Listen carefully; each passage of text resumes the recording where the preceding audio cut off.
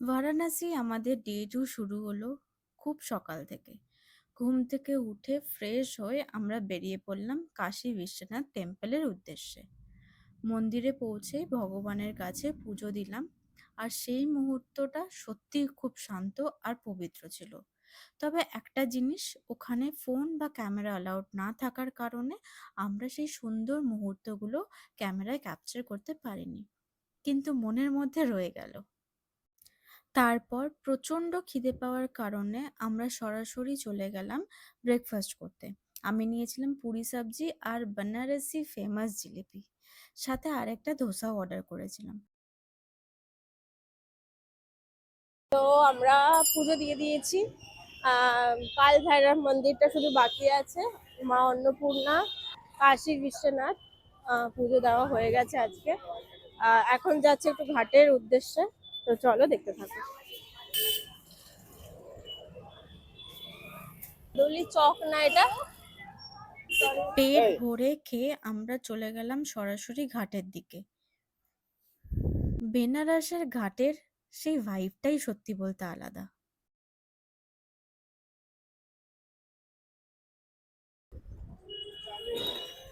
আমরা এখন দর্শন ঘাটে গেছিলাম।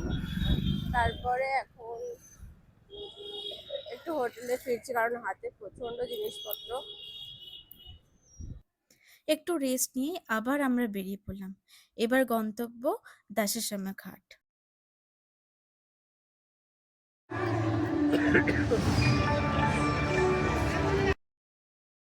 ওখানে পৌঁছেই প্রথমে আমরা একটা লঞ্চ ঠিক করলাম অনেক বার্গেনিং করে। তারপর সেই লঞ্চে বসেই আমাদের প্রত্যেকটা ঘাট তারা ঘুরে ঘুরে দেখাবে। আর ওই লঞ্চে বসেই আমরা সন্ধ্যা আরতিটাও উপভোগ করতে পারবো। টোটাল ৮০খানা ঘাট বারাণসীতে আছে। সবকটার নাম আমরা বলতে পারবো না, বলতে গেলে অনেকটা লম্বা ব্লগ হয়ে যাবে। আমি ওই দিন কি কি ঘাট দেখেছিলাম সেগুলো আমরা শেয়ার করছি। স্টার্টিং ফ্রম দশাশ্বমেধ ঘাট, দেন আশি ঘাট, দেন মণিকর্ণিকা ঘাট, দেন হরিশ্চন্দ্র ঘাট। তারপরে আসি আমরা পঞ্চগঙ্গা ঘাট, কেদার ঘাট, তুলসী ঘাট অ্যান্ড। ঘাটগুলো ঘুরতে ঘুরতে সূর্যের আলো প্রায় ডুবে যাচ্ছিল। আকাশটা ধীরে ধীরে সোনালি থেকে অন্ধকারে ডেকে যাচ্ছিল। ঠিক তখনই লঞ্চের সব লাইটগুলো জ্বালিয়ে দেওয়া হলো। আর লাইট জ্বালানোর পর পুরো পরিবেশটাই একদম বদলে গেল। জলের উপর সেই সোনালি আলোর রিফ্লেকশন, ঘাটগুলো আলোকসজ্জা হয়ে উঠেছিল। আর চারপাশের শান্ত পরিবেশ, সব মিলিয়ে একদম ম্যাজিক্যাল একটা ফিলিং ছিল।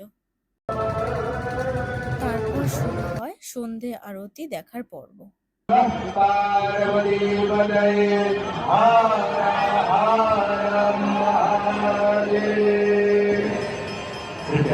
आप सभी उसी दर्शन